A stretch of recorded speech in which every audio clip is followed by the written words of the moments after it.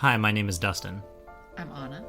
And we are not qualified to investigate the paranormal, but we are much less qualified than a physicist. Yes. Okay, and welcome back, everyone, or welcome for the first time for those of you who are tuning in, which is just such an old term for anything podcasting. So not tuning in. For anyone who is listening for the first time, what do you say? You don't say tuning in. Streaming. For anyone streaming, they might have downloaded it. Downloading, clicking on the URLs, the URIs, clicking on the things, doing the stuff. If you're doing the stuff, welcome. Thank you for not turning it off. Immediately. Who the hell are these people? Anyway, we have a really great case. I don't even know what to call this. This isn't a case. This is like a collection of cases, which I think a lot of paranormal things are, right? Like if you have an account with a cryptid or you have like a ghost, it's usually more than one person who's seeing it. Otherwise, you're just some crazy person on YouTube or some crazy person in history who said they saw a ghost, right? This is not about ghosts, although it could be. This actually, what we're going to be talking about tonight could be the answer to absolutely every single paranormal thing that ever happens ever. Wow. Yeah. Big claims. Big claims, making big claims tonight, this afternoon. Whatever time you're listening. Whatever time you're listening. Mm-hmm. There are big things going on over here. You're very excited. I am really excited about this. This is actually a really cool, something that's near and dear to my heart because it involves a lot of physics. And I am not a physics major, but am I? But I did take physics in college, 1 and 2, that one time. And I haven't taken physics since early in high school. Okay, but this is where physics meets psychology. This is where you and I collide. This I am really excited about this.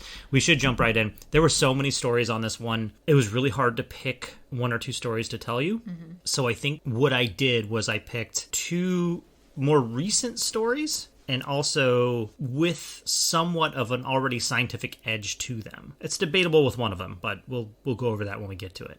I'm going to tell you the story. Mm-hmm. Are you ready to hear it? Tell me a story. Dr. Raul Centino was an ER doctor working the night shift in his hospital near Cuzco, Peru. I don't know if I'm pronouncing that right. Cuzco. Cuzco, right? I've never heard of it. Okay. So. Well, it's gorgeous. According to the pictures on Google Maps. His specialty was neurology, but he was thankful to work the mandatory ER shift at night as it was a quieter setting than his usual daytime hours. As he was making his rounds, he heard a commotion in the lobby and went out to see what was going on and if there was anything he could do to help. A group of people in hiking clothes were the source of the commotion, and they were carrying one of their fellow hikers into the hospital, apparently unable to walk. "Please, help! She's just collapsed," one of the hikers said in English. Dr. Centino luckily spoke English and said, "Bring her back here and set her on the table. Tell me what happened." The friends began to relay their story to Dr. Centino. They got the patient to the bed, and as the group continued to tell the story, Dr. Centino tried to visualize what they were telling him, and in his mind's eye, the setting and the story started to take shape. In the heart of the Peruvian Andes, a group of friends embarked on a journey to explore the mystical ancient stone forest of Marcawasi. I don't know if I'm pronouncing that right either. When you're prepping a story, you can look up this pronunciation. I could have, but I didn't. Though when you listen to the YouTube videos and look at the other, I don't know, I didn't look at a phonetic pronunciation of this word. Yeah. But everybody pronounces it differently because nobody from Peru is actually talking about this. So that's a really good point. Except for the doctor. We'll get into that. Yeah. But, yeah. You just have to do a little more digging to find people. Marcawasi, I think. The forest of Marcawasi. The moon was full and the air was cool. The perfect night for adventure. Poet and I don't even know it. The group of friends included Sarah, an aspiring archaeologist, her boyfriend, Diego, a history buff, and their friends, Mia and Carlos, both of whom were eager for the thrill of exploration. As they wandered through the campground. Wandering where? The campground. I think what it meant to say here was as they wandered through, it's a national park that you can camp at. Okay. I think that's what this is trying to say. Okay. As they wandered through the national forest, the night grew darker and more mysterious. Suddenly, the faint sound of music caught their attention. "Guys, do you hear that?" asked Diego, his ears perking up. "Yeah, where is it coming from?" Sarah replied, her curiosity piqued. The group followed the melody, which led them to a small, torch-lit stone cabin tucked away among the ancient formations. They could see people dancing inside, their shadows casting an eerie pattern on the walls. As they approached the cabin, Sarah felt a sudden sensation of cold wash over her. She shivered, but dismissed it, focusing instead on the scene unfolding before her eyes. She couldn't help but notice that the occupants were clad in 17th century fashion, a fact that only added to the mystery. "Guys, look at their clothes," Sarah whispered. "It's like we've stepped back in time." No reaction. I'm confused already.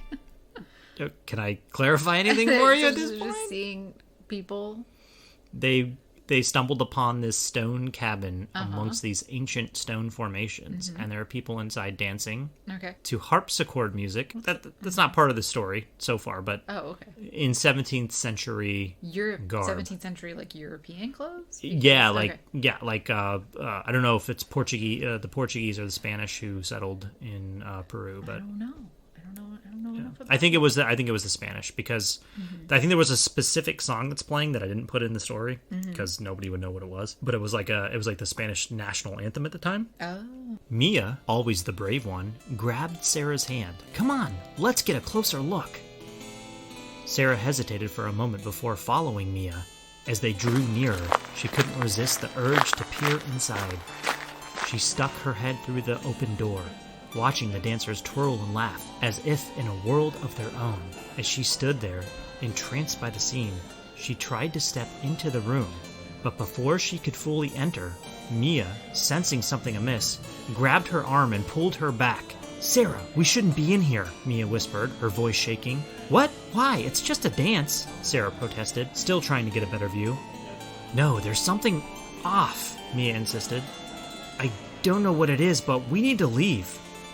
Sarah was halfway through the door when Mia pulled her out. Sarah immediately collapsed and was unable to speak. After trying unsuccessfully to get up, the hikers began to carry her back to the car and get her to the nearest hospital. Dr. Centino blinked as he returned fully to the present moment. During the telling of the story, he had begun to run tests and after a few minutes was able to diagnose one of Sarah's symptoms. But Sarah was a young, healthy woman, and this condition was extremely rare, even in unhealthy adults. Also, the patient was still conscious and lucid. None of this made any sense, but the sincerity of the group removed the idea that they were playing a joke or trying to hide something. Do you know what the condition was? Hold on, because he's about to tell you. Oh, okay. Sorry. More tests need to be run, but it appears you are suffering from hemiplegia, a condition in which half of the body is paralyzed. Do you have any history of stroke or blood clots? Sarah assured him that she did not. Upon further testing, there was no known cause or issue with the patient's brain or blood flow. To this day, it remains unknown as to why Sarah suffered from this affliction, but Dr. Centino believes that she must have entered an alternate dimension halfway before being pulled back to our universe, causing the partial paralysis. Thoughts? Who thinks that? The doctor. The doctor. Okay. Dr. Centino then goes on to become a paranormal investigator after hearing the story and going on a hike in the woods. He's so convinced by what Sarah and her friends are telling him that he's like, I need to go check this out. This sounds super serious. What's going on here? Completely believes her. By the way, from everything I've been able to find, he puts her on like a regimen of, physical therapy, and she eventually gets, feeling back on the right side of her body or left side of her body, whichever side it was. She's doing okay. But this is a true recorded thing that happened. that is unusual. Highly, highly unusual. Now, I should say that when Sarah's friend Mia pulls, like, it's kind of iffy on how hard she pulled. Like, did she yank her? Did she, like, was she... But everybody apparently saw this weird ritual / thing going on inside of this stone cabin. So it could have been cosplayers, it could have been... But let's say, for the sake of the story for now, they were viewing a alternate dimension shift, and they were looking into either a time warp or an alternate dimension in which it was still the 17th century in Peru. That's what we're gonna say. We're just like, let's start I'm saying being for this part of the story, we haven't gotten into it. I'm asking you, what your thoughts are going into this, because now not only do we have a group of hikers who are well educated, or getting well educated, but now we have a doctor, a medical doctor in Peru who is now involved, and like there is they did a CAT scan, no medical explanation for why she should have had hemiplegia. I don't know if I'm pronouncing that right either. I apologize if I'm not. No blood clots. No an issue as to why that should have happened. Oh, goodness. That's wild. I mean, I don't know a lot about hemiplegia, if anything, or what does cause it. I'm not asking for your medical opinion. Yeah, no, I don't have one because I'm not a medical doctor. I'm a psychologist. So a doctor of the mind. But it's important because we always... In clinical psychology, from a biopsychosocial approach, we assess biological explanations for things first and foremost. If someone comes to me with sleep issues and they have a REM disorder or, seizure disorder, I mean, it's going to be... I'm not going to diagnose them with insomnia right away. Like, there's a lot else going on. But there's no rule out with hemiplegia. That would be immediately coming to my mind. Actually, what starts to come to my mind, though, are forms of paralysis that are somatoform disorders.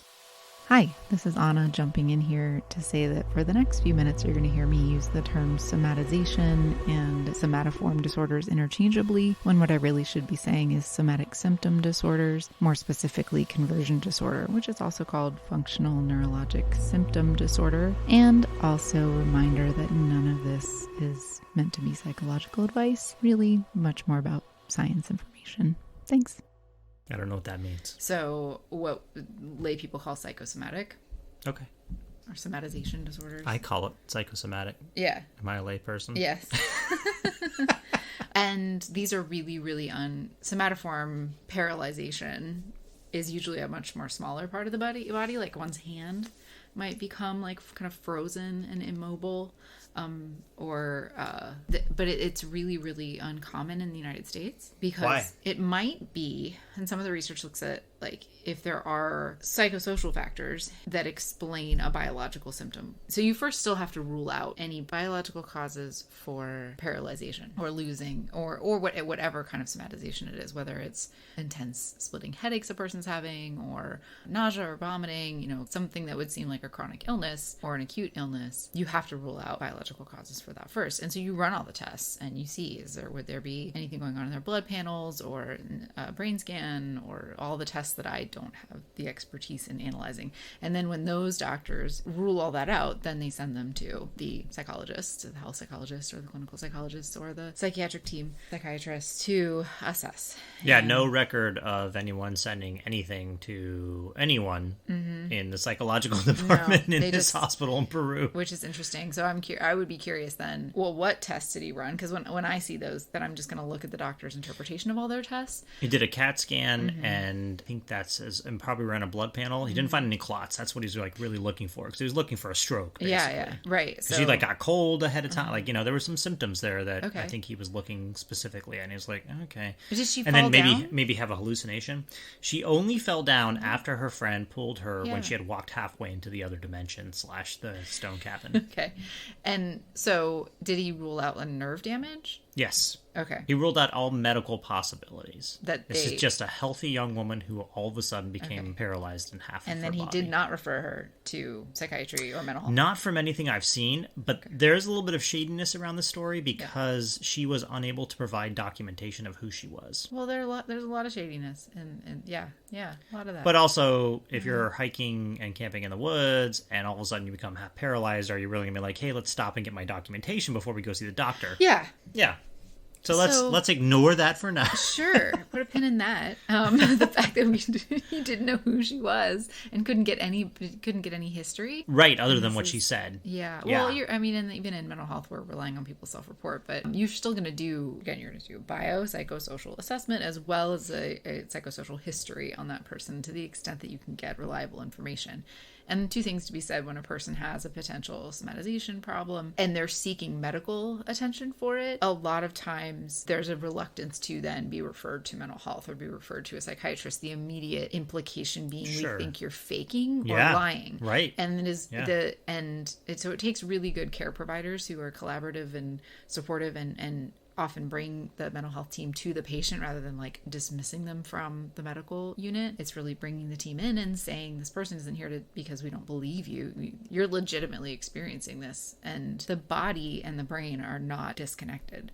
They communicate, and what we look at with somatization disorders a lot of the time is that it might be the nervous system is responding to a stressor in the peripheral nervous system and the central nervous system. There is a way that trauma and stress or even physical trauma, can be carried in the body and kind of cause these, not without it being like nerve damage, but still being a nervous system effect. And the way that that's still psychological is, think about it this way. If you fall and hurt yourself and, feel pain, when you're a kid, you cry and you express that emotion. But what if you're in a context where you were socialized to not cry, to not express that pain, and to just carry that and carry that and carry that? So what we often see is that it gets expressed in other ways. So it can get expressed in physical ways. Okay, so to sum up kind of what you're saying is that this could have been psychosomatic as a layperson because either she was suppressing some other emotions or feelings at the time, or I feel like there was another, or was that it? Maybe that was it. That's fine if that was.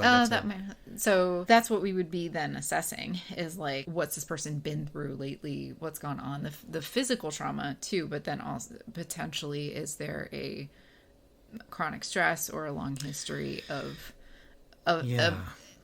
traumatic stressors in this person not having support or a social and cultural context where they can express their emotions. Okay. So somatoform disorders with paralyzation, as far as I know, they're more common in cultures and settings where there's high chronic stress exposure like war zones. People who grew up in war zones and there was just like very, very little infrastructure for mental health or support. People who are in cultures where who they are as a person is someone who's socialized to not express emotion. So you might see this in places where women, for example, are not equal. They might then have a higher... So everywhere around the world? Right. Like, I mean, what are like we talking legal, about? like completely disenfranchised and isolated, or so you might see it. And I don't want to like speak without. I don't know where Sarah's from. I don't want to say specifics, but I don't know. And we don't know where she's from. We have no idea. Yeah. So that's really difficult to do a comprehensive psychosocial history on top of the biopsychosocial. Okay. And put a pin in some of that because we're like this, we haven't started. I know. So you asked me though, what do I think of a possibility? No, absolutely. Any psychological explanation. If you, again, I had, assuming, that he completely ruled out physical causes for hemiplegia. Right. That is what people who practice like I do would start to think about and do that. Okay. Well, I have to say here, because I use the word practice, none of this is advice. Okay. Everybody out there. Okay. I don't think anybody is listening to this for advice, but maybe if you are, stop listening right now. This is, no one's giving you advice here for anything. No, nope. Not an advice podcast. Okay, what we do have is somewhat of an explanation. I have two more segments for you. The first one is kind of an explanation as to where some of these things are coming from, as far as, I guess, the Internet Collective is the best way to put this, is coming from. And then the other side is the actual scientific community of quantum physicists and other physicists who have a theory on this as well. So let's dive into this. And while we're going through this, we're actually going to tell our second story for the last bullet point here. Because when we talk about something like parallel universes or time shifts, there is a new phenomena that's out there that a lot of people are talking about and has really caught on with popular culture. So let's dive into just parallel universes as the internet sees them. While there is no scientific evidence proving the existence of parallel universes, many people claim to have had experiences that they believe indicate the existence of alternate realities. And this is so true that, like, when I started doing the research for this episode, there are so many stories on Reddit and on YouTube, and like there's just so many stories of this, and they all kind of are like something similar to, one day me and my brother, when we were kids, we went out to play and we noticed there was this like brand new paved road, and so we like went out and we were like, this is such a weird thing, there's this brand new paved road, and we like walked up and down it for like an hour, and then we went home, and the next day we went back and the paved road was gone, right? It's like little things like that are just like kind of big if you think about it from like a kid's point of view, but like kind of like you can kind of understand how a kid might think that something is one direction and not. Anyway, but it's something along those lines. Anyway, these experiences often involve strange coincidences, feelings of deja vu, or encounters with people or places that seem to be slightly different from what they remember. Here are a few examples of such experiences. So this breaks it down into like a couple of different terms, I guess, that a lot of people speak about or talk about when they talk about these experiences that they have. Number one, glitch in the matrix. Some people report experiences they refer to as glitches in the matrix, named after the 1990 film The Matrix. Like, everybody knows what that means. The glitches are moments when reality seems to malfunction, leading to bizarre and unexplainable occurrences. For example, someone might witness an object suddenly disappearing and reappearing, or a person appearing in two places at once. There's actually a really funny... There's a lot of these that I looked up on Snopes after like reading about them. One of them is the Pope disappearing. What? There's this video clip of the Pope, and he's waving at people from like a balcony, and he turns around and all of a sudden he disappears for a second, and everybody's like, what? And, like, that went viral. It was just somebody edited it up. Yeah, it just all but it was so funny that they picked on the Pope. They're like, let's get the Pope with this, it's like, and don't get me wrong, like there are reasons to hate the Pope for sure. Well, yeah, it's terrifying, the notion of these like high profile people disappearing, right? But I think that was part of it, is like, oh, these are, and I watched this really dumb thing on YouTube where it was like adults' reactions to it, and this one lady was like, oh, that doesn't surprise me at all, there have been lizard people among us for years. Oh my gosh. We'll do a whole episode on lizard people, don't worry. Number two, reality shifts. Some individuals describe instances where they believe they've been briefly entered into an alternate reality. They might notice small but significant differences, such as a familiar building that has suddenly vanished or a friend who has no memory of a shared experience. These reality shifts are often temporary, with the person eventually returning to their original reality. I read a couple of instances like this as well, where someone is like shopping, and they look down, their dollar has, the single dollar has Lincoln on it or something like that, and then like when they go to enter the shop, they look at their dollar again and it's got George Washington on it again. Like, just like little weird things like that. This is sounding so just all over the place. It is. It's so big. Like, I think we might need to split this into two different episodes, but we'll try to get it into one. A two-parter on multiple universes. Right. Dreams and out-of-body experiences.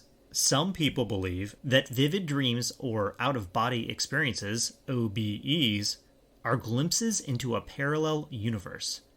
During these experiences, individuals might interact with alternate versions of themselves or explore unfamiliar environments that seem to exist in another reality.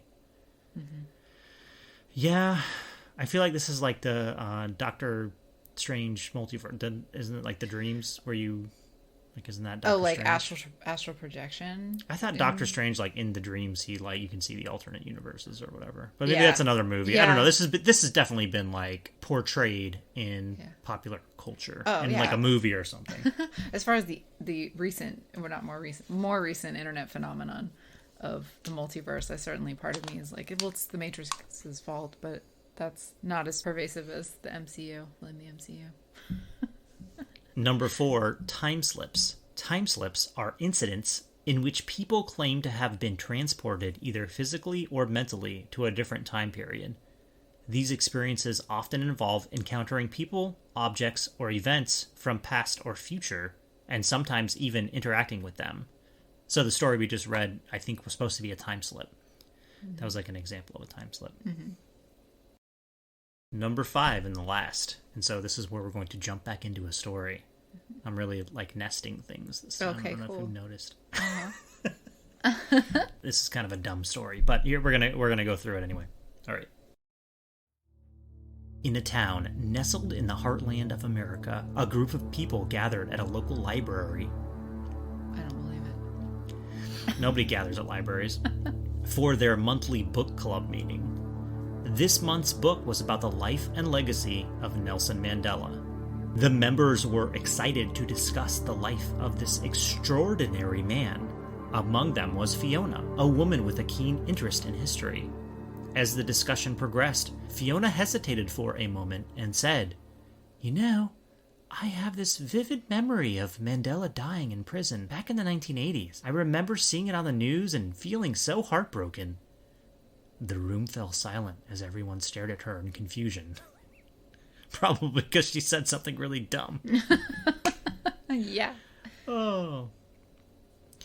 One of the members, a woman named Rebecca, replied, "Fiona, Mandela was released from prison in 1990 and became South Africa's first democratically elected president in 1994. He passed away in 2013. Fiona frowned. I know, it's just so strange. I can't shake this memory, and I could have sworn it was real. Another member, Thomas, chimed in. "You know, I had a similar memory too. I remember watching a news report about his death, but now that you mention it, it doesn't make sense." Now that you mention it doesn't make sense. Okay. The others in the room murmured, some admitting they shared the same false recollection. Intrigued by this phenomena, Fiona decided to share her memory online to see if others had had the same experience. To her surprise, her post went viral. Countless people from around the world commented, sharing their own memories of Mandela's supposed death in the 1980s. The phenomena became known as the Mandela effect, and Fiona found herself at the center of it all. Over the years, the Mandela effect continued to captivate the public's imagination. Fiona Broom became a spokesperson for the phenomena, speaking at conferences and writing articles to help people understand how and why such false memories could occur. Through it all, Fiona remained fascinated by the resilience of the human memory and the power of shared experiences. And though her memory of Mandela's death in prison was false, even though this whole thing was a fake, the impact of his life and legacy continued to inspire her and millions of others around the world. After she learned about his life. Right, that's very nice that they, we're ending this story on, look, Nelson Mandela didn't die, and he continued to, inspire people throughout the years after he had supposedly died.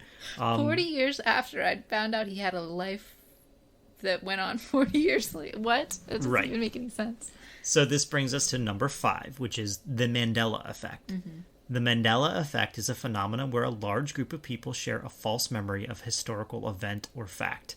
And it's not always necessarily historical, by the way. It's stupid things, and we're going to get into that in a second. Some proponents of the multiverse theory suggest that these collective false memories could be the result of people experiencing alternate realities where the remembered event did occur. It's important to note that these experiences are typically anecdotal, and there is no scientific evidence to confirm the existence of parallel universes. This isn't necessarily true. I don't know why I left that line in there. That there's no evidence for parallel universes? Right. There might be, and we're going to get into that later on. Okay. However, these stories... Yeah. What? However, the Mandela effect isn't one of those pieces of evidence. However, these stories can be fascinating and thought-provoking, prompting discussion about the nature of reality and the possibilities of other dimensions. Okay. Thoughts on the Mandela effect. Oh boy. Or any of those things.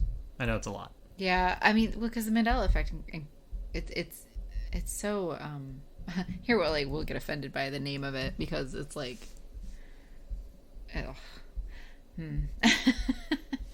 this is a person who had such a harrowing story and important life in those years that these people were not aware that he was still living in all the years before that, and it's just pretty. They're not South African, so.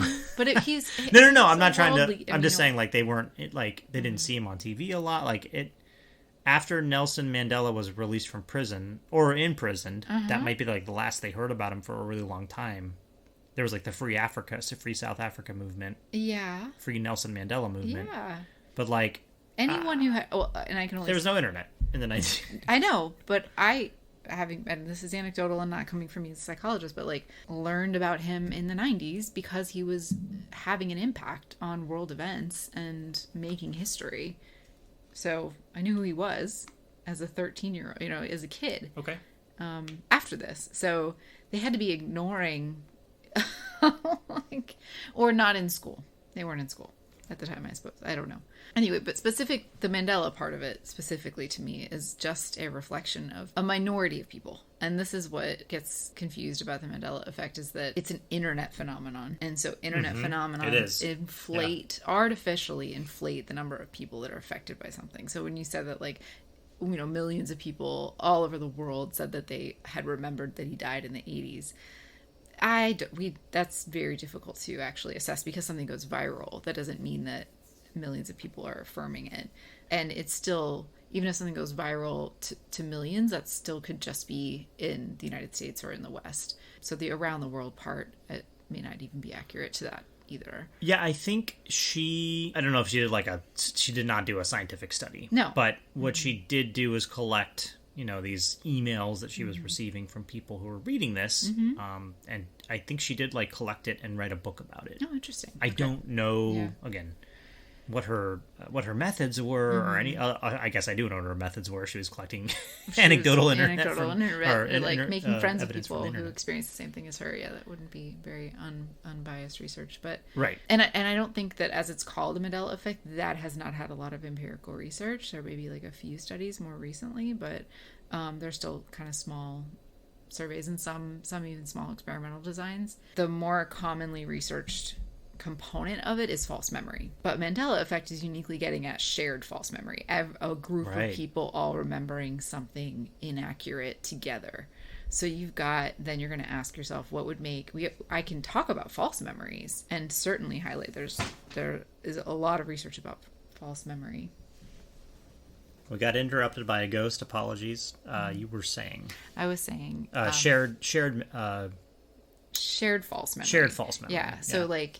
So again, the area of false memory research is big, and there are some different theories, but what that all comes down to on the individual level, we all have false memories because memory is not fact. Memory is a brain phenomena, just like sleep. It's malleable but habitual and has to be recreated every day that you retrieve the memory or act on it. So, but for people to have a false memory that is shared with other people about a world event, current events, or pop culture, there's less research on it because I don't know why there's less research on it, but it's just a different kind of question than just false memory. I think there's a lot to do with why would people share a false information is what I would call it then.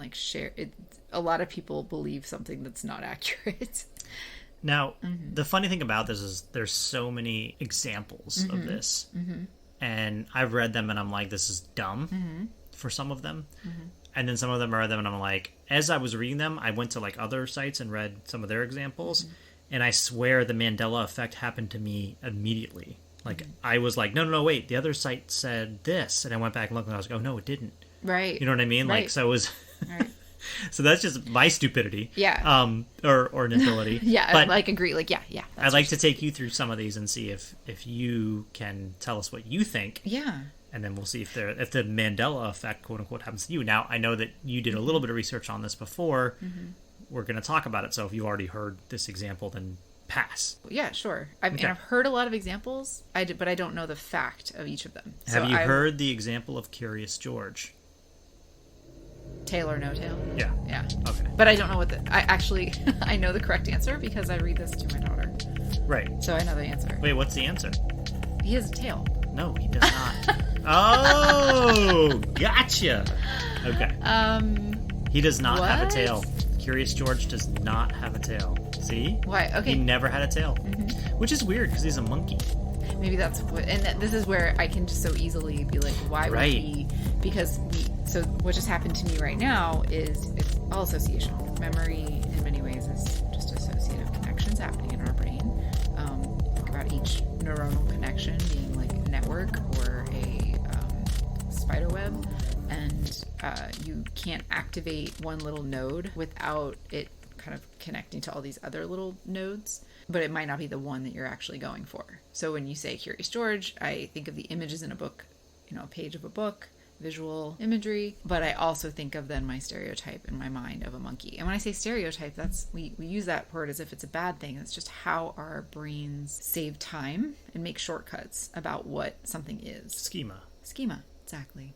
Okay, I'd love to continue talking about that, but so, we have so many more to go through. More. But do you want me to explain each one? Or No. I think we're just going to go through these rapid fire, and then you can talk about the themes that you're saying. Okay, let's do the fun part. Okay. Yes, fun part. I hate this one. The Berenstain Bears. Yeah, heard it. Berenstain Bears or Berenstain Bears? I remember it as Berenstain Bears. Right, it's right. Berenstain Bears. And I'm like, you know what? I was a kid. I couldn't read that anyway. The peanut butter that starts with a J. Yeah, Jif or Jiffy. It's Jif. It's Jif. Yeah, and I'm sure I remember people saying Jiffy, but I was also a kid who would be like, that's wrong. It's Jif. Rich Uncle Pennybags. I don't know what you're talking about. He is he's the mascot for Monopoly. Oh, does he have a monocle or not? Yeah. Does he? He doesn't, but I can very easily remember him with one. He doesn't.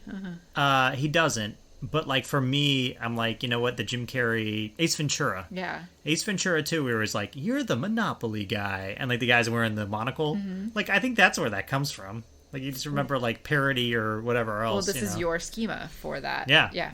Okay. This is a really sad one. The Lindbergh baby. I don't know what about? So in 1932, Charles Lindbergh, his baby was kidnapped. Yeah. His 20-month-old son was kidnapped. Mm.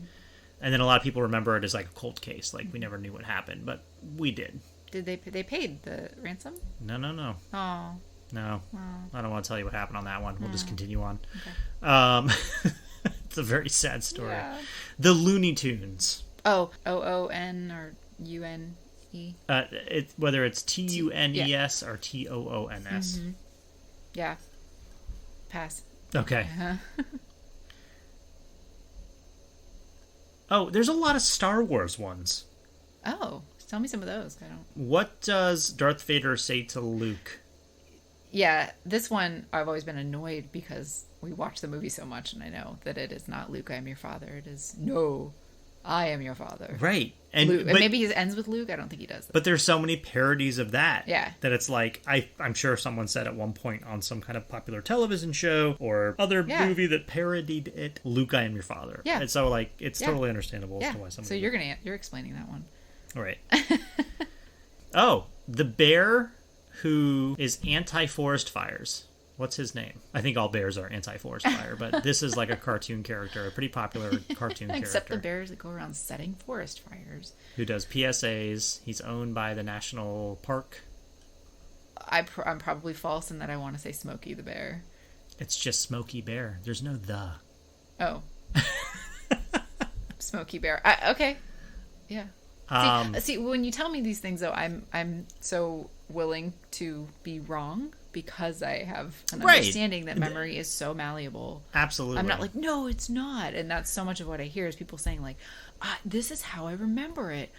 And you do too? Oh my gosh, there's a conspiracy or an alternate reality. It's so real because we believe our memories to be so real. So here's one that's like not really fair. Abe Vigoda, an actor, he died in 2016, but 30 years prior to his actual death, there were news reports that he had died. Mm-hmm. So like a lot of people remember him dying 30 years before 2016. Mm-hmm. I was curious if the same thing happened with Nelson Mandela. Was there like a day of news coverage of a false report that he had died in prison? Right. Maybe there was. Yeah. What color is chartreuse? Pink? No, it's yellow-green. Ew. Oh. What am I thinking of?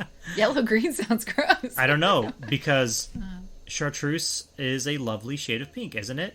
No, it's green. Okay. There's a liquor called chartreuse, which is where the color gets its name from, and it's green, like a green colored liquor. Oh, it is kind of like a pea color, not pea, like a pea pod. It's like a lime green, like almost like a bright neon green. Chartreuse probably just sounds like other pink shades. The picture of Henry VIII.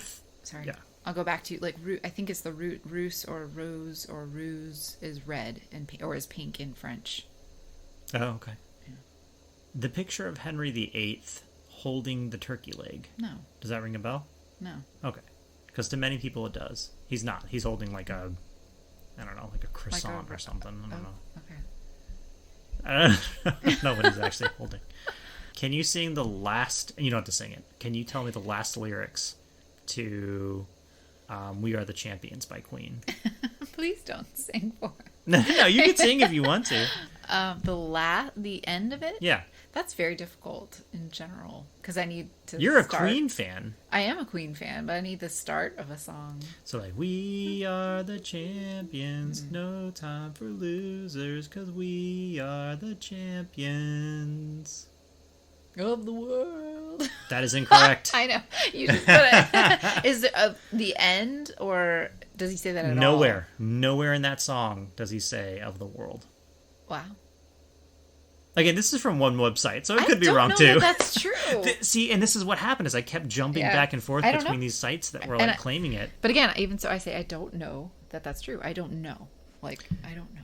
This is one that has affected both you and I. The bad gremlin in Gremlins. What is his name? Oh, you have me torn between Stripe and Spike. Those are the two answers. Yeah. Yes. Is it Stripe? It is Stripe. Uh-huh. Yep. I swear it was Spike. Like yeah. That is one thing that I'm like, no, I remember it being Spike. Didn't you name a cat after? I did name a cat after that. Here's a really interesting one because it got me. Fruit of the Loom. Can you describe what that looks like to me? Actually, you know what? Let me see if I can find. Give me a second. I'm hesitant to show you this because I don't want to prep you for it. You mean you don't want to prime me? Prime you. That's what I mean. So, and this goes to another. I'll talk about in a little bit. Does this look like the right logo? No, the cornucopia. What about it? I don't think there was a. I don't remember a cornucopia. I just remember fruit. There was never a cornucopia. I do remember a cornucopia. Yeah. I knew that one. I always thought there was a cornucopia. I always remember a cornucopia for the Loom. I don't know why, and I can't explain that. But I used to wear the underwear when I was a kid, so I totally remember the cornucopia. Interesting. Oh, here's a good one for everybody. The show about single women who live in New York who have lots of sex. What's the name of that show? Oh. It's Sex and the City. But everyone says Sex in the City. That is correct. It is Sex and the City, not Sex in the City. Mm-hmm. There's like Oscar Mayer and Febreze. Here's another Star Wars one. Mm-hmm. C-3PO. What color was C-3PO? His like outer shell. Oh. In the original, not in the new stuff. Yeah, gold. Yeah, he had a silver leg. Oh. He had one silver leg. Cool. Cool. I guess that's fine. Okay. Yeah. It's just an alternate universe sneaking up on us. No big deal. Last one here, I think. We gotta move on. Kit Kat. Is there a hyphen? No. There is not a hyphen, but a lot of people remember there being a hyphen. Moving on here. let's talk a little bit about multiverse theory, which is a theory in physics, specifically quantum physics.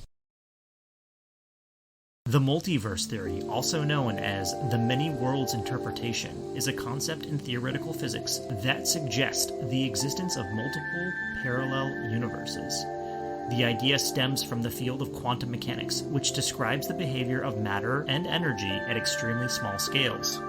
The multiverse theory was first proposed by physicist Hugh Everett III in 1957 as an alternative explanation for some of the strange phenomena observed in quantum mechanics. In classical physics, objects have well-defined positions and velocities, but in quantum mechanics, particles are described by wave functions, which give probabilities for different outcomes of measurements.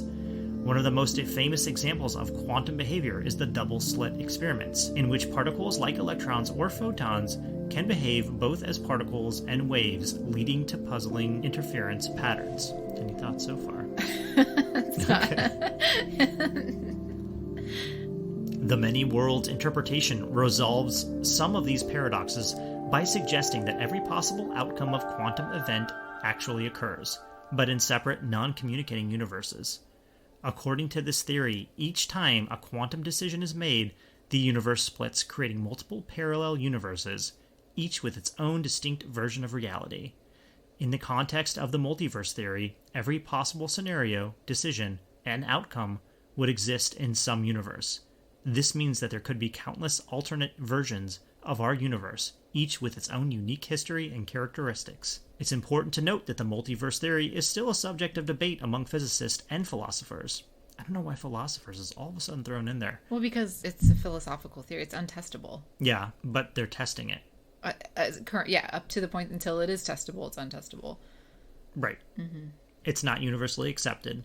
Some critics argue that the idea of multiple universes is unscientific because it is inherently unstable and relies upon assumptions that cannot be experimentally verified. However, the multiverse theory remains an intriguing concept that has inspired numerous works of science fiction and has sparked ongoing discussions about the nature of reality and the limits of human knowledge. Yeah, this is where the word theory becomes an interesting one. Isn't everything a theory? In philosophy or in an untestable area, it is. Not in science? No, and you can articulate a theory, but at least in the social sciences and in psychology, you don't get the label of theory until it can be tested, can be is falsifiable. You can find evidence for or against it, and then repeatedly you actually have demonstrated at least some aspects of the theory. Or the constructs can be have been measured, even if you haven't fully measured all the components of a theory. That's just the way we do it in psychology. Okay, because it's not just at one point in our history, God was keeping everything on the earth. Then Newton had a goddamn apple fall on his head, and then it became Newtonian physics. Yeah. And then Einstein was like, well, actually, it's all this other stuff. And then it became Einsteinian physics. And actually now we're kind of at the point where quantum mechanics is coming to play, and we're kind of like, actually, Einstein was a little wrong. Newtonian and Einsteinian, did you say Newtonian physics? Yeah. Like, these are so replicable and falsifiable and testable that they then have become laws. Right, and the we don't laws have of physics. any laws in the social sciences or psychology, because a law means it applies 100% of the time, and that is just not the case for humanity. Right. The Schrödinger cat experiment. Oh, this is so hard. This is real. I thought this was going to be easier to explain. You feel the need to explain this? I guess not. Do I need to explain it? No, they can look it up on Wikipedia. Okay, look up the Schrödinger cat experiment on Wikipedia. It explains it much better than I ever could. But basically the idea is that you don't know what a quanta is doing until you observe it. And it could be doing both things at once. Just look it up. And it, to me, as a very lay person in this, I sort of think of it as part of the idea of a multiverse is that the cat is both in the box and not in the box. Dead or alive. Oh, sorry. The cat's in the box, but whether it's dead or alive. Cats involved, okay? No. That there is a universe where all of those exist. Or there is a universe for each possible scenario or outcome. The idea is that when we measure the quanta in our universe, that there is an alternate universe in which the quanta is in a different state. Mm-hmm. So, like you said, there is a universe in which the cat is alive, and there's also a universe in which the cat is not alive. And that's where we're at. Right. And so there is almost a scientific explanation for this, although, as we mentioned, it's not. Everything's a theory right now, right? Like on how our physical world works. The beauty of having these theories in a pre-testable state and continuing to have these philosophical, scientific, and then obviously people who understand and can measure these things in physics get to a place where they can test it. That's so cool. And to me, it's not about saying like whether this is possible or not, or whether this is reality or not. Is the Mandela effect evidence of that? Or are there other more plausible explanations for why you remember a cornucopia with the Fruit of the Loom logo? Because it makes sense. Why is there just a bunch of fruit lying around without any kind of context around it? Yeah. There's got to be a cornucopia or a plate, at least. Something. There's no plate. Yeah. It's just there. It's just bunched together. Why would they put lettuce around it? Yeah. Why is it lettuce and then a bunch of fruit? Who does that? Yeah, there's Monsters. no vessel. And that's all association and schema and so heavily suggested by your culture. Okay. Yeah, and I feel like we didn't get to, before I jumped into the physicist thing, I feel like you didn't get to talk about the Mandela effect. Oh, to its full extent. To the full extent? Yeah, because remember I stopped you. I was like, oh, let's go through all these things and then talk about the themes that you see afterwards. Mm-hmm. The false memory piece, again, that's something that each of us experiences. It can sound so invalidating, but it really gets at our memory. It's not a tape recorder. It is just not recording everything in its fact. There are people with stronger memory than others, and stronger in that it might be more technically accurate if you were able to objectively test. And the cool thing about these stimuli, this list you gave me of things, it's something that has historical basis, and you can say Febreze has never been spelled with 2 E's in breeze ever, and the company can confirm that, like that there's a record of that then you can compare that against your memory. It's kind of a neat Fruit of the thing. Loom. Look, they have 1893 all the way to current, and they've never had the cornucopia. And that's so cool because it's like being able to look at your own memory compared to fact it's just really neat. And we can't do that for our everyday lives. And so the Mandela effect is just a bunch of people have a shared false memory. And then people like to say, well, why was it shared? What was it that we all share? And they go, we go into culture. We go into what is it that we all share, an association between a cornucopia and a bunch of fruit. It doesn't seem to be anything really important. The word breeze is spelled with 2 E's. Maybe we filled it in. Right. Because we do that with schema. We fill things in. Right. Or we modify things to suit our preferences. And what's missing here are all the people who didn't remember it inaccurately. Are all the people who do remember Mandela's life accurately. And that's probably far, far outnumbers the people who misremembered that he died. Is there a psychological reason for why a certain subset of people might remember something differently than other people? And exactly the same way. So there's research on why some people might be more vulnerable to false memory in general. Oh, okay. But it being specific Mandela effect type of memories, I don't know if there have been association studies with that. People who, you guys are going to be tired of me saying stress, but stress weakens our attention. In the moment that stress is happening, it's heightening our attention, but to only certain stimuli at the moment that are the most important. So you might then have inaccurate memories around fuzzier details of an experience. So this is where eyewitness testimony isn't that great. And then people who directly experienced trauma may have parts of the memory that are really crystallized and really clear because that's where the threat and the attention was. They can tell you like in detail about aspects of it, and then other pieces might be a little more fuzzy. So that's hard to study, but they've done a bit of that with looking at people who had chronic childhood trauma, who are under chronic stress. They might be more vulnerable to having more false memories and that may be the effect on the brain of like stress chemicals like cortisol can actually impair your hippocampus, which is where a lot of it's an important structure in our brain for forming memories, and it can shrink it over time. So people with chronic depression or stress exposure might have a smaller hippocampi. Wow. There's pieces. Yeah, there's some really interesting. There's a ton of research on it on the individual level.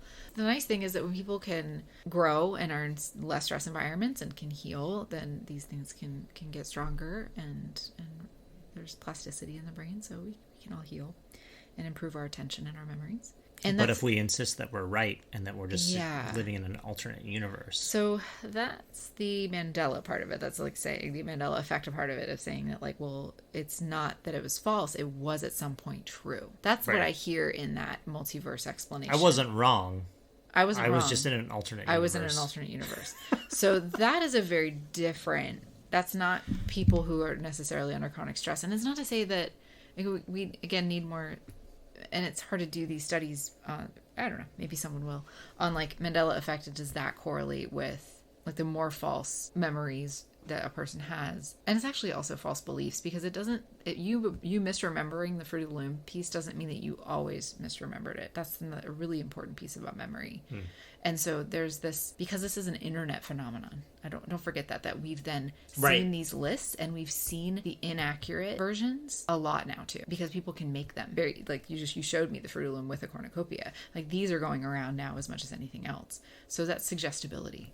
You're also then and priming happening too. It's so confounded with the internet. I would even call it an internet phenomenon more than a paranormal phenomenon. I agree. I think it's definitely like an internet thing when it comes to the Mandela effect. I also don't think that there should be a word or a phrase or a term called a Mandela effect. I agree. Because I don't think it's anything truly scientific. I think it's just something that exists online. And while computer science is a science, although it's not treated as such in a lot of different ways, the things that are created on there are very often not scientific.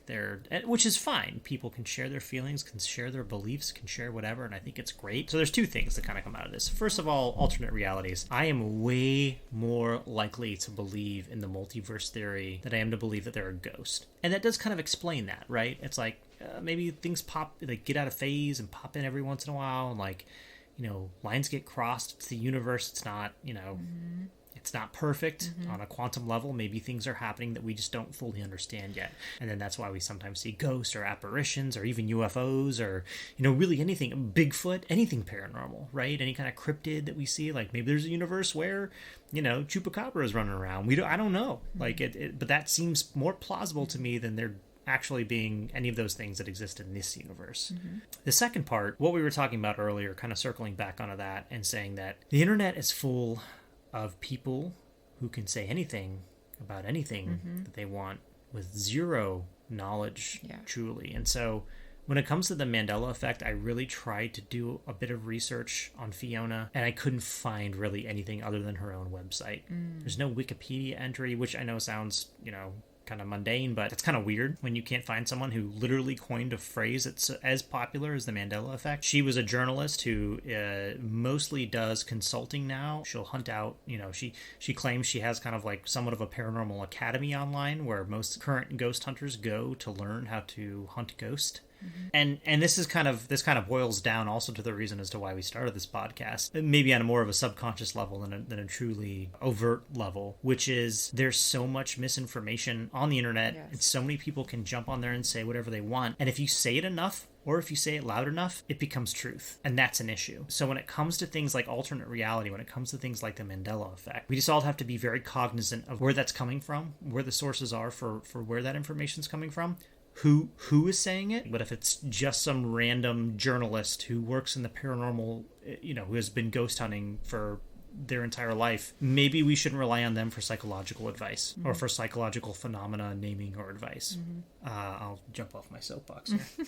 I agree in terms of the quote, believability of a multiverse, or the possibility of that. To me, possibility is really inspiring, and it's very cool. The Mandela effect does not constitute evidence of that for me, but when we do an episode maybe on past lives and some of that research, that is where I get like, the veil between the universes, like that's kind of an interesting one to me, that suggests that possibility of that quantum message received, quantum connections between consciousness, these ideas. But again, that's just me as a layperson just thinking like, how cool is that idea? Because some of those accounts are really compelling that I've heard about. Okay. But yeah, no, the Mandela effect, not so much. I really agree with you that it, and it may be, I think I looked just if there are research article studies on it, and there are a couple, but they're acknowledging that it's just an internet phenomenon to describe particular false memories that people hold that are really inconsequential ones. And as you said, it's just the internet full of misinformation that you are getting primed with or suggested, or these are things that you should know better. The important things like Mandela, you should know better. Double check your facts, check your resources. I completely agree. So I'm just gonna echo your soapbox in a way, and then also help all of us to be able to take our brains and our memories a little less seriously, the ones that are especially are inconsequential, like logos and movies and things like that. Yeah, who gives a shit if it's got a cornucopia or not? I mean, really, right. At the end of the day, if it's Berenstein or Berenstein, who gives a shit? Yeah. Why are we sitting here even talking? What are we doing on this podcast? Why did you pick this one? Sorry, to go back to the story that you started with the multiverse piece like that. That's why, because it's a bigger question. It's really cool stuff that doesn't get at that, but we do. We take our beliefs and our brains and our memories really, really seriously. And there are people who are disturbed by their real memories of the things they've been through, and we should give them the compassion, not the people who are like, I was trapped in a multiverse where Kit Kat had a hyphen. Yeah, the lady who was half paralyzed. Like, let's talk. Like, what's up? What was her life experience? I mean, I would be really curious what her life before that night was. Okay. Thanks for listening. Thank you, everyone, for listening. If you have any stories that you want us to talk about or research, please send an email to stories@paranormaloutsiders.com, and we'll look into it. Also, if you just want to reach out and say, hey, great show, or hey, your show sucks, you can do that too. Oh. I'm not going to read your show sucks ones, but so hide it deep in something else. Like, be like, great show, and then when we open it, it's like, you suck. Gotcha. Yeah, you'll get us good. Anyway, thanks for listening, and until next time.